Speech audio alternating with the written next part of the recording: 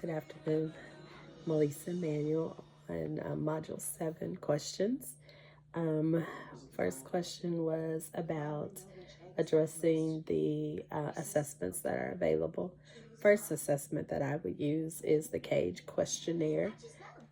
This is a screening tool that's widely used. Um, it simply asks for questions. C, have you ever felt like you should cut down on your drinking? A, have anyone annoyed you by criticizing you for drinking? G, have you ever felt guilty about drinking? And then E, have you ever had a drink first thing in the morning as an eye opener or to steady your nerves or to get rid of a hangover? So those are the questions. This particular questionnaire was created or developed by John Ingwin. Ewing is his name. And it's designed to identify possible alcohol dependency in patients.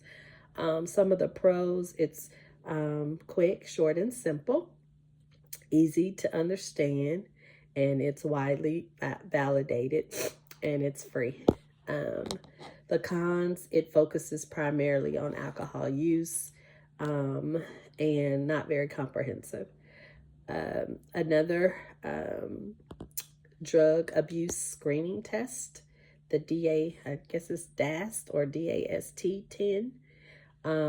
This one assesses drug use and dependence. It's phrased in a way that they focus on the problematic drug use. Created in the 1980s, very commonly used. Some of the pros of this particular one is generalized for various substances. The assessment is quick, and it has been validated and shown to be effective in identifying drug use problems. Cons, possibly underreporting and not culturally sensitive. It may not account for culturally particular patterns of drug use.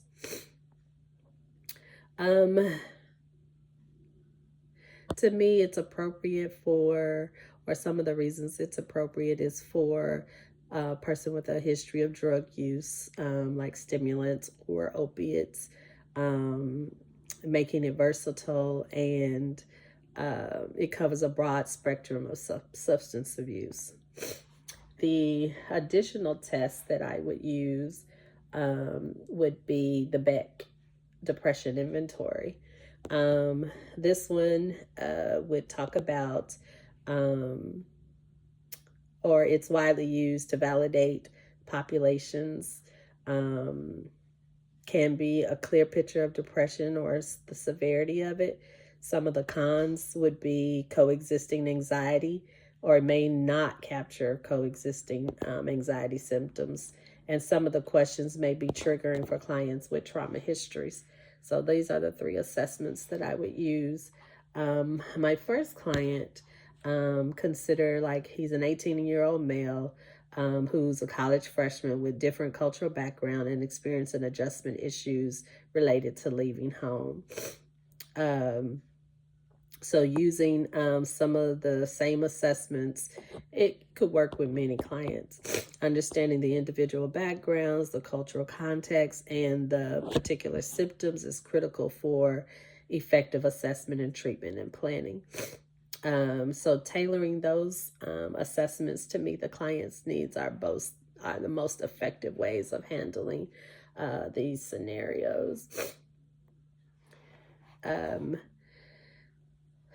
What other case scenario would be another 30-year-old male. He has a history of binge drinking, recently lost a job due to alcohol-related issues, and has sought help for his drinking problems.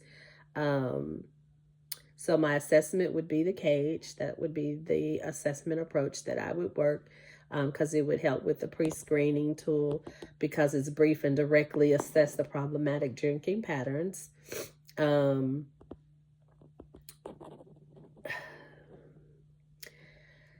So that would be my assessment tool. Client number 2, maybe a 16-year-old adolescent who having behavioral issues and using marijuana, which is typically a lot of what we're seeing now. I think the DAST-10 would be more useful for the adolescents to screen for possible drug use, and especially given the potential use of marijuana or other substance. The cons to utilizing this with this particular person would be it's more tailored to, an older person. So with this person having the comorbid issues, it's important to use like a more comprehensive assessment with them. Questionnaire for like their mood disorders or anxiety that was mentioned. So I think adjustment to the tools that particularly meet the client is going to be our best solutions for both of the things that we're dealing with when we're trying to screen and assess our clients related to substance abuse or drug use. I think a more tailored approach is the most effective way to handle these type of situations. Good to know that a lot of the testing or screening that's available, it's free, which can kind of cut down the cost and make it more readily accessible to the clients that we're dealing with. That's what I have. Thank you.